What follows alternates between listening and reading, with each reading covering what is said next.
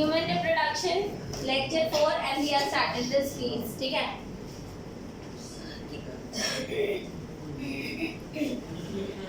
बताओ जी. Doubt. Graph. ठीक है.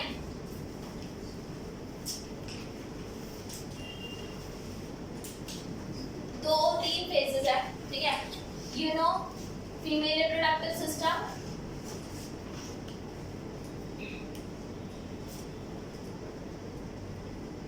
Female reproductive system. किसको ये चीज नहीं आती? Anyone of you? Shivam, Ajay, Virosh. बच्चे एक बात याद रखना कि if we are talking about female reproductive system, then definitely we have a pair of ovaries. I'm making it again. The structure is something like this, right? There are two major events that occur. Two major events, ठीक है? Okay. अगर मान लो दो major events हो रहे हैं यहाँ पर, you can understand it like a circle. You can understand it like a circle. ठीक है. And there are two major events that are occurring.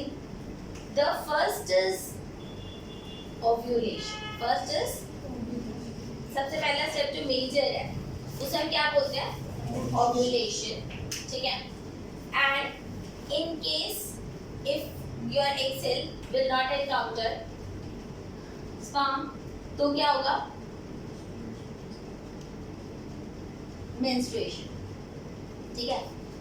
और आपको मालूम है यूट्रस में definitely there is a lining of blood that form, right?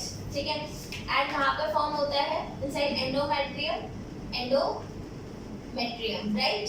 Yes. ठीक है. Endometrium, myometrium, perimetrium, these are the linings of the uterus wall. ठीक है. So these are two major events. One is that your egg is leaving to ovule, right? That is called ovulation.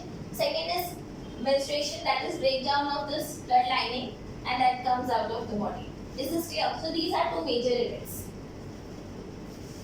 And after ovulation till menstruation जो phase होता है वो luteal phase है. वो कौन सा फेज है? Luteal phase. ल्यूटियल फेज इसको क्यों बोलते हैं बच्चे? क्योंकि आपको मालूम है कि जो oocyte है that develops inside the follicles. oocyte develops inside the follicles. So it releases oocyte and जो remaining होता है that forms corpus luteum. ठीक है. अब यहाँ पर आप ये बात समझ सकते हो कि पहले उसका काम क्या है कि वो उस लाइन को मेंटेन करता है. यानी कि your corpus luteum is developing. Your corpus luteum is developing. ठीक है. वंस, और वो कब तक है? जैसे मान लो ओव्यूलेशन हो गया, उसके बाद तो यही एक्सपेक्ट किया जाएगा that it will encounter sperm. Expectation तो यही होती है. ठीक है. And if that is going to happen, in that case the corpus luteum will develop. Okay. But once body has seen that there is no sperm, then what will happen? It will degenerate. So corpus luteum is developing in first half. In second half, it is degenerating. During development, it releases certain hormones. During degeneration, it will also release certain hormones. So the first set of hormones will definitely ensure that this lining is maintained, so that if embryo will form, it will ensure the growth of that embryo. In the second phase, since the blood lining is no longer required, so the hormones will be released so that blood can come out. Okay.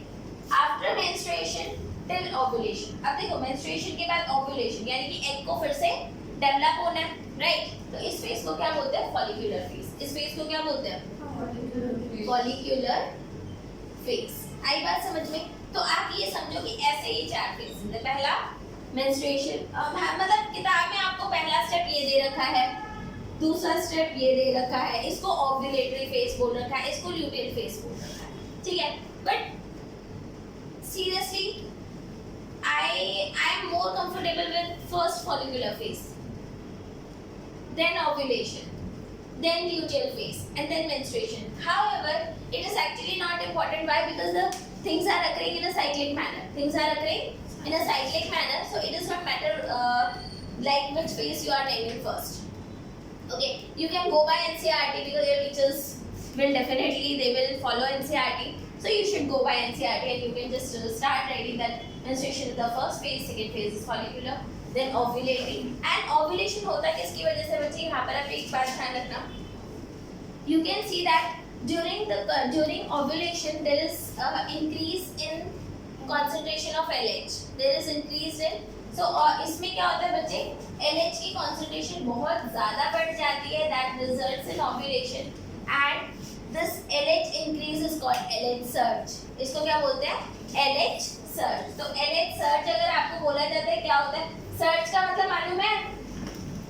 हाँ? अरे Covid से निकले हुए छात्रों बच्चे Covid में सुना नहीं था कोविड केसेस सर्च पे हैं increasing, right? So what is LH surge?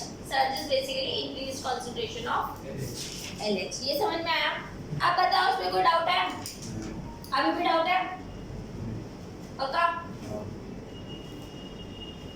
Note it down. You can देखो try to see the concepts only one concept by different angles. कितने एंगल से देखो? Different एंगल से देखो. क्या पता कौन सा एंगल आपके लिए बेस्ट फिट हो, right?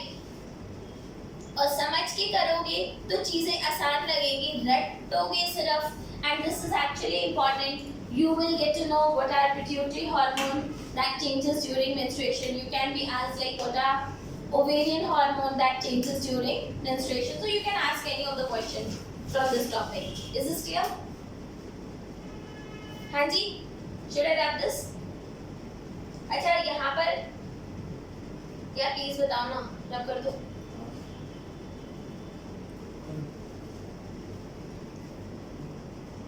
बच्चे अभी तक जो हम लोगों ने पढ़ा ठीक है वो था कि if XL will not encounter the sperm, ठीक है, then what will happen? Okay, what if it encounters the sperm then?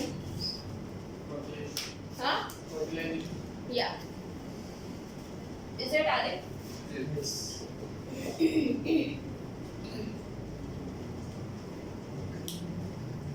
So आपको पता है नाम याद है ना? इन्फंडिबुलम, एम्पुला, इस्थमस, ठीक है. इस्थमस और एम्पुला के जंक्शन पे इधर क्या है? ये एक्सेल है, ठीक है. Excel is moving. आपको पता है जब एक्सेल मूव कर रहा है तो इसके पास वो जोना पेलिसिडा की लेयर बन गई, राइट? आप लोग इसको इस तरीके से मान सकते हो कि पहले क्या था? Primary follicle which converted into secondary follicle, which converted to tertiary follicle, फिर secondary oocytes, फिर Graafian follicle, and then zona pellucida layer. When it turns into Graafian follicle, ठीक है, when it turns into Graafian follicle, तो अब oocyte को बाहर निकालना है, राइट? अब oocyte को रप्चर करके बाहर जाएगा, तो उसके ऊपर एक लेयर, प्रोटेक्टिव लेयर बना दी. बच्चे को घर से बाहर भेजते हैं ना मंकी कैप बना कर, राइट? तो इधर भी कुछ ऐसा ही किया, तो उसको एक कैप पे रखा, राइट? ताकि भाई हमें इसको प्रोटेक्टेड भी तो रखना है. आप एक बार क्या रखना, अभी तक इसको बहुत ज़्यादा प्रोटेक्ट करा जा रहा था. कैसे प्रोटेक्ट करा जा रहा था? फॉलिकल्स के अंदर था ना, ठीक है. कोई भी आप एक बात बताना, एक बात याद रखना, हमारी बॉडी की चीज़ें हमारी बॉडी में भी सेफ नहीं होती. कैसे? अगर मैं आपको बताऊं, अगर हमारा जो डीएनए है, DNA is safe only when it is inside the nucleus. Once it will come outside the nucleus, it is not safe. Because हमारे सेल के खुद के एंजाइम्स इसको किल कर देंगे. ये बात याद रखना. जैसे ये समझ में आया, कोई भी चीज़ सेफ है जब तक वो अपनी चीज़ में है, otherwise that is not safe. जैसे अगर आपको मैं बोलूँ किसी भी कंट्री का जो प्राइम मिनिस्टर होता है, ठीक है, वो सेफ कब है? जब अपने जगह पर है. बाहर निकलता है तो कैसे निकलता है? जेड सिक्योरिटी के साथ निकलता है ना. तो वो जेड सिक्योरिटी जोन पहले से डर देगा. कौन दे? अरे इधर ना लाइक प्राइम मिनिस्टर को थोड़े दिल बांट दे तो दिस किया. Please pay attention on the board, ठीक है. दिस इज किया. तो यहाँ पर ये निकल गया. अब here we have sperms, right? And sperms जैसे मैंने बताया था, they have large number of mitochondria to ensure the motility of the sperm, ठीक है, and they also have a special structure that is known as, क्या था इधर, acrosome, क्या था, acrosome. Why acrosome is special in sperm? It has a lot of enzyme. अब भाई वहाँ पे sperm झगड़ा थोड़े करेगा कि प्लाज्मा मेम्ब्रेन को तोड़ना है, right? ठीक है, तो काम बहुत इजीली हो जाए उसके लिए क्या करा जाता है, बहुत ही प्यार से क्या करना है, समझो ना यार, एंजाइम डाल दिया. और जैसे मान लो कोई चीज है, जैसे वो है मेट्रो का गेट, देखा मेट्रो का गेट, ठीक है, मेट्रो यार मेट्रो, ठीक है, तो आप कोई जाए और उस गेट को लगे खोल दे, खूब दम धक्का मार रहा है और लग रहा है खोल दे, ठीक है, अब मान लो अब कल को शिवम भी चले जाए वो गेट खोल दे, ठीक है, समझा लगा यार, ठीक है, तो इसे खुलेगा नहीं, ड्राइवर ने एक बटन करा सारे गेट के लिए, तो जो काम एक बटन से हो सकता है उसके लिए हाथापाई क्यों करनी है, आएगा सर में. तो ये जो प्लाज्मा मेम्ब्रेन या फिर जो भी लेयरिंग ऑफ एक सेल है, जब वो एंजाइमेटिकली ब्रेक हो सकता है तो उसके लिए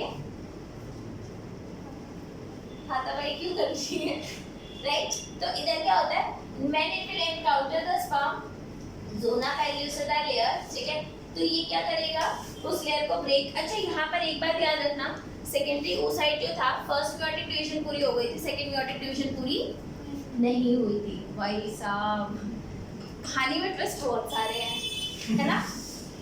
तो अभी सेकंड म्योटिक डिवीजन पूरी नहीं हुई थी. फर्स्ट म्योटिक डिवीजन का रिजल्ट क्या था, प्राइमरी पोलर बॉडी, अच्छा secondary oocyte primary polar body, ठीक है, ये बात समझ में आया. अब यहाँ पर जब स्पर्म को एनकाउंटर करता है, ओए फर्स्ट पोलर बॉडी, या ठीक है, जब स्पर्म इसके पास आ जाएगा तो पहली बार एक स्पर्म तो एंटर कर पाएगा, उसके बाद ये चेंजेस इंड्यूस कर देता है एग सेल में, so that no more sperm can come in contact with the eggs, ठीक है. This ensure that one egg is fertilised only by one sperm cell. ये बात समझ में आई कि नहीं आई, नहीं आई, आ गई, ठीक है. तो it ensures and it is very much adaptation की सिर्फ एक ही से वो फर्टिलाइज हो. इज दिस क्लियर, ठीक है. And as soon as your sperm will enter into ovum, okay, it will lead to completion of the second meiotic division and it will form an ovum, ठीक है, plus secondary polar body. What happens to that secondary polar body we really don't know, ठीक है. Again we don't know. Again what will be the ploidy level of secondary polar body, haploid. It will be haploid, ठीक है. And जो आपका वो होगा ovum होगा वो भी हैप्लॉइड है. अब वो हैप्लॉइड है, ये भी हैप्लॉइड है, राइट. तो स्पर्म के जो क्रोमोसोम है और उसके क्रोमोसोम है, they will form unite and they will form zygote. एक क्वेश्चन पूछूं. मियोसिस 1 के बाद जब सेकेंडरी oocyte ऑलरेडी हैप्लॉइड हो गया था, तो फिर सेकेंड मेयोटिक डिवीजन अगर पूरी ना भी हो और डायरेक्ट ही स्पर्म जो है वो उसके इसके साथ यूनाइट हो जाए, तो क्या फर्क पड़ेगा जाइगोट में. मेरा क्वेश्चन समझ में आया, नहीं समझ में आया, please try to understand. You know that when the Graafian follicle releases secondary oocyte, the first meiotic division has been completed. However, second meiotic division is not. ठीक है. After the completion of first meiotic division, your secondary oocyte is already haploid. It is already haploid. ठीक है. क्या हो कि अगर second meiotic division हो ही ना और उसी के साथ जो आपका secondary oocyte है, अगर उसी के साथ sperm मिल जाए तो क्या होगा? Will there be any chromosomal aberrations?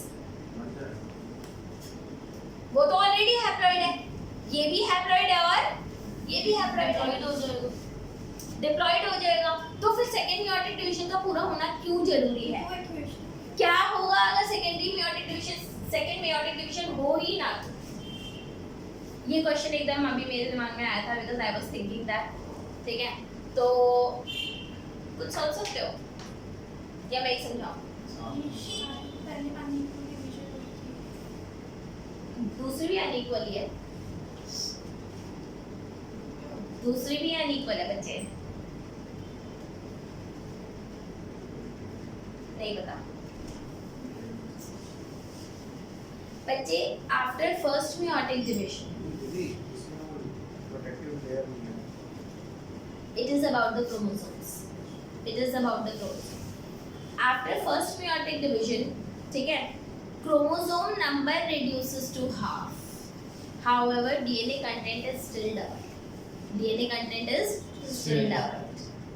तो उस DNA content को half करने के लिए आपको second meiotic division की requirement है. और अगर आपने second meiotic division नहीं किया, then offspring will be born with 3 times the total genomic DNA content. For अब तो पता है genomic DNA, you know it ना, total DNA content inside the organism, that's called genomic. आपको पता है haploid को मैं लिखती हूँ n is equals to c is equals to, जैसे मान लो n is equals to c is equals to 2. 2n क्या हो जाएगा? 2n is equals to 2c is equals to 4, right? ठीक है. जो फर्स्ट meiotic के डिवीजन के बाद जो कंडीशन होती है वो ये होती है, n is equals to 2c is equals to 2 ये होता है. यानी कि DNA कंटेंट अभी भी डबल्ड है, ठीक है. However, क्रोमोसोम नंबर रिड्यूस हो चुका है, लेकिन DNA कंटेंट अभी भी रिड्यूस होना बाकी है. समझ में आई ये बात? ठीक है. इस लेवल तक के क्वेश्चन आप लोग के आएंगे नहीं, आ गए तो मैं कुछ कह नहीं सकती, ठीक है. तो you need to think in those directions और अपने दिमाग को ना अलाउ करो कि वो सोचे. कुछ और भी दिमाग में आता है then you need to ask and think, right? ये बात समझ में आई? एंड अगर ऐसा होता है बच्चे, तो जो डिसऑर्डर्स होंगे वो डिसऑर्डर ऐसा नहीं होगा कि जैसे व्हाट डू वी से, आपकी फैलने वाली बीमारी को क्या बोलते हैं? इन्फ्लेमेबल, कम्युनिकेबल डिसीजेस नहीं होगी. आपको जो डिसऑर्डर्स होंगे वो कौन से होंगे? जेनेटिक डिसऑर्डर्स होंगे. And trust me, even if you all will become doctor someday, ठीक है, और some of you will become doctor, you will get to know that there are treatment possible for communicable diseases or some of the non-communicable diseases, but there is no treatment possible for genetic diseases in human beings. There is no. Okay, for genetic disorders बस एक ही चीज़ होती है कि बस झेलना ही होता है. वो जेनेटिक इसीलिए ऐसा काम किया जाता है बच्चे. मान लो अगर कोई क्रोमोसोमल एबनॉर्मैलिटी है या कुछ भी है, that can be checked during embryonic stage. तो आप एम्ब्रियो का टिश्यू लेकर के 3 या 4 मंथ में ही चेक कर सकते हो. And if the growing embryo has some major disability then you can go for abortion, ठीक है. वो कराया जा सकता है because that is much better than seeing your child disabled, right? Is this clear? है अबॉर्शन बच्चे इलीगल इंडिया में तो बिल्कुल भी नहीं है. ग्रोइंग पॉपुलेशन, ठीक है, इंडिया में इलीगल नहीं है. हाउएवर अगर आप इंडिया से बाहर जाओगे तो it is illegal.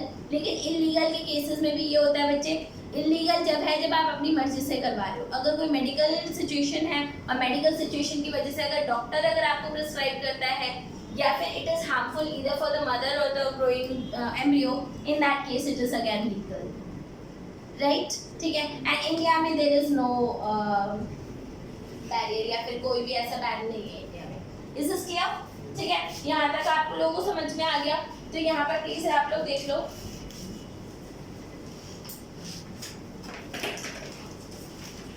During copulation coitus, semen is released by penis into the vagina. Insemination बोलते हैं इसे. क्या बोलते हैं? Insemination. And बच्चे एक बात याद रखना, since there will be 1 marker questions in your exam, so please read each and every line carefully. Each and every line, each and every legend of the diagram is actually important. So please do that. Okay. The motile sperm swim rapidly and passes through cervix, enter into uterus and finally into ampullary region of the fallopian tube. ठीक है. अच्छा एक बात बताओ, क्या female की body जो है वो स्पर्म को ओन कंसीडर करेगी?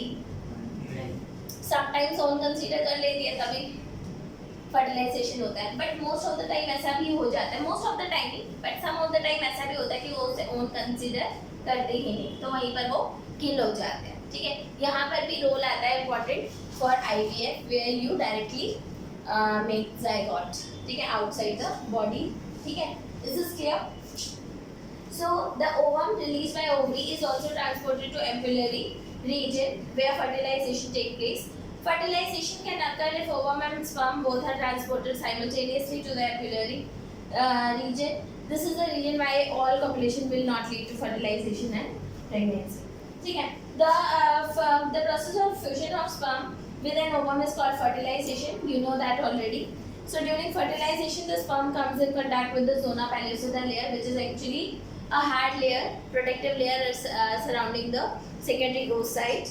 Okay, and when it comes in contact with the zona pellucida layer, it will definitely induce some changes so that not other sperm can fertilize the egg. Okay, can block the entry of additional sperms. Thus, it ensures that only one sperm can fertilize the ovum. And secretions of the acrosome, बताया ना, secretions of acrosomes help in the help the sperm to enter to the cytoplasm through the zona pellucida and plasma membrane. बच्चे उसको enter करना है तो आपको पता है प्लाज्मा मेम्ब्रेन को ब्रेक करना पड़ेगा. प्लाज्मा मेम्ब्रेन किसकी बनी हुई होती है? प्लाज्मा मेम्ब्रेन किससे बनती है? सेल्यूलोज से. अरे भैया आइंस्टाइन हो सारे हैं, न्यूटन से बनी है. ये वो कह रहा है वो न्यूटन से जल्दी बताओ, तुम्हें ये नहीं पता प्लाज्मा मेम्ब्रेन किससे बनती है? हाँ, lipids and protein. Lipids and proteins ना प्रोटीन बोला था मैंने. तेज बोल दिया करो. तुम्हें बोला तो था मैंने. सॉरी एक्चुअली तुम खुद ही श्योर नहीं हो तो आंसर क्या बताओगे? मैंने बोला था. हाँ, आइंस्टाइन. Einstein part 2. ये न्यूटन है आइंस्टाइन. हां. अरे इसका चलो, ये समझ में आया. This induces the completion of meiotic division of the secondary oocyte. The second meiotic division is also unequal and result in the formation of second polar body and haploid ovum, जिसको ooted भी बोलते हैं. So and soon it forms zygote. Zygote में कितने chromosomes होंगे? हाँ, 3 chromosomes होंगे. Wow. 3 तो बोला किसी इसने 2 बोला है. बोला था 2 है. 23 क्रोमोसोम्स होंगे बच्चे. 23 पेयर होंगे. ठीक है. तो one set it will receive from sperm and one set it will receive from the ovum. यहाँ तक की बात समझ में आई कि नहीं? आगे zygote बन गया. ठीक है. अब zygote का डेफिनेटली जो जेंडर है वो कौन डिसाइड करेगा कि sperm में या तो X था या फिर Y था. ठीक है. ठीक है. क्या हो गया? हो रहा है. ठीक है बच्चे, इज दिस क्लियर? आपको पता है X क्रोमोसोम सबसे छोटा क्रोमोसोम है. नहीं सॉरी, Y क्रोमोसोम सबसे छोटा क्रोमोसोम. एक्स Y रहने लायक. वाई दीदी Y. वो रीजन नहीं बता रहा. नहीं बताया बच्चे. During the course of evolution ऐसा बोला जाता है, I don't know how do. ठीक है. That chromosome Y will disappear. Oh my God shit. Oh shit, don't worry, you have that. We both disappear. No, they will not disappear.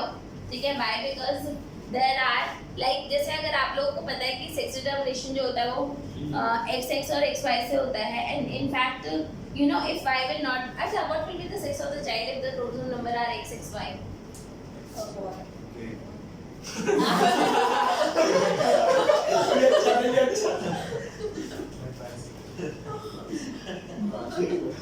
This is also in the recording. Thank you.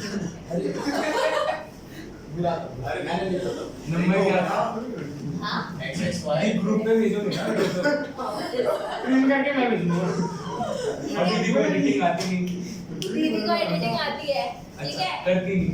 हाँ, time भाई कोई नहीं, दीदी upload कर देगी तो मैं भेज अरे दूंगा. भाई चुप रहो. दीदी बताना एक बार XXY. मुझे आती थी, मैं वो पार्ट ना अलग भेज दूंगा. अबे यार shut up. जब XXY भी होगा तो जो डेवलपमेंट होगी वो मस्कुलाइन ही होगी. ठीक है. Masculine man male male. Yes, ठीक है. Whenever there is Y present, it is male. ठीक है. And if it is XXX, then it will be feminine development की होगी, major development होगी.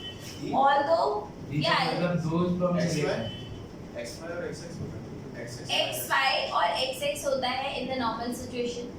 But if sometimes situation is not normal, if the cell division has not occurred properly, then it can lead to XXX, XXY. बच्चा normally होगा. Single X can also survive. Single X can also survive, but single Y cannot survive. ठीक है, because there are a lot of genes which are present on the X chromosome, not on the Y chromosome. Is this clear? You will study. XY normal होगा. Not now. They will be sterile. They will not be able to reproduce. further. हाँ दीदी मेरे को okay बच्चे, जैसे ही आपका zygote बन गया, ठीक है, zygote is a single cell और 2 cell 3 cell 4 cell, single cell. Zygote क्या होता है? सिंगल सेल आपका जायगोट बन गया। जायगोट में कितने क्रोमोसोम्स हैं? 23 पेयर which is 46, ठीक है। Mitotic division will occur into zygote, ठीक है। पहले 2 सेल बनेगा, फिर 4 बनेगा, फिर 8 बनेगा, फिर 16 बनेगा। अच्छा, इसमें जो माइटोटिक डिवीजन हो रही होती है इन्हें क्या बोलते हैं? क्लीवेज। क्या बोलते हैं? Cleavage. So cleavage is mitotic divisions which are occurring in the zygote. 2, 4, 8, 16 daughter cells को हम क्या बोलते हैं? ब्लास्टोमेयर, ठीक है। इनकी भी अलग-अलग स्टेजेस के नाम दे रखे हैं। एंड बच्चे 1 सेल से 2 बन गया, फिर 2 से 4 बन गए, 4 से 8 बन गए, 8 से 16, इसको हम क्या बोलते हैं? ब्लास्टोमेयर, ठीक है। हर एक स्टेज का अलग नाम दे रखा है। एंड अगर मैं आप लोगों को बताऊं, आप लोगों को हर एक स्टेज का नाम याद करना बहुत ज़्यादा जरूरी है and it is very much important, ठीक है। 8 से 16 स्टेज जो होती है बच्चे, उसे मॉड्यूला बोलते हैं। मॉड्यूला फिर अपने ऊपर एक और कवरिंग बना लेता है जिसको ब्लास्टोसिस्ट बोलते हैं। क्या बोलते हैं? ब्लास्टोसिस्ट। मतलब ब्लास्टोसिस्ट के अंदर ब्लास्टोमेयर ग्रो करता है, मतलब उसने अपने अराउंड एक प्रोटेक्टिव लेयर डेवलप कर ली है। Is this clear? Don't forget that being an organism, ठीक है, ऑर्गेनिज्म जो होता है उसके पास सारी एबिलिटीज होती है टू रिकॉग्नाइज कि कौन फॉरेन है और कौन ओन है। तो उस जायगोट को भी डेवलप होने के लिए डेफिनेटली काफ़ी सारी प्रोटेक्टिव लेयर्स रिक्वायर्ड होती है, राइट? ठीक है। तो आपका होता क्या है बच्चे? मॉड्यूला ट्रांसफॉर्म्स इनटू ब्लास्टोसिस्ट, जिसकी आउटर लेयर क्या बन जाती है? ट्रोफोब्लास्ट। और जो उसके अंदर ब्लास्टोमेयर की सेल्स होते हैं उन्हें क्या बोलते हैं? इनर सेल मास, ठीक है। अब आप अगर इस डायग्राम को अगर आप देखोगे, इधर ओवरीज थी, राइट? ठीक है। This was uterus, right? ठीक है। It is growing like if here the zygote was formed, so it is growing this way, right? This way, ठीक है। In the endometrium, endometrium is the inner layer of the uterus, ठीक है। होता क्या है? जो आपका ट्रोफोब्लास्ट है वो एंडोमेट्रियम के साथ अटैच हो जाता है। ट्रोफोब्लास्ट किसके साथ अटैच हो जाता है? एंडोमेट्रियम के साथ अटैच हो जाता है। और जो इनर सेल मास है वो एज अ एम्ब्रियो जाकर के एंडोमेट्रियम में एम्बेडेड हो जाता है। मतलब ये समझ लो कि जैसे ही आपका जो ट्रोफोब्लास्ट है इधर अगर अटैच हुआ तो आपका एंडोमेट्रियम उसके वो अंदर इम्प्लांट कर लेता है। It will divide rapidly to cover that growing embryo. ये बात समझ में आई? तो वो उसको कवर कर लेता है and then it is called implantation। इसे क्या बोलते हैं बच्चे हम? implantation प्लीज आप इधर देख लो। So trophoblast layer gets attached to endometrium. It is written in the NCERT, you can just mark. The trophoblast layer gets attached to the endometrium and inner cell mass get differentiated as embryo. After attachment, जब attachment हो जाएगा किसका? Trophoblast का with endometrium, the uterine cells divide rapidly। अब uterine cells क्या होते हैं? They divide rapidly, ठीक है, to cover the blastocyst, ठीक है, and as a result blastocysts get embedded into the endometrium of the uterus and this is called implantation and this leads to pregnancy, ठीक है। यहाँ तक की बात समझ में आई? इसके आगे का कर लें एक क्लास और एंड देन दीदी कल छुट्टी कल ले लूँगी क्लास, डोंट वरी।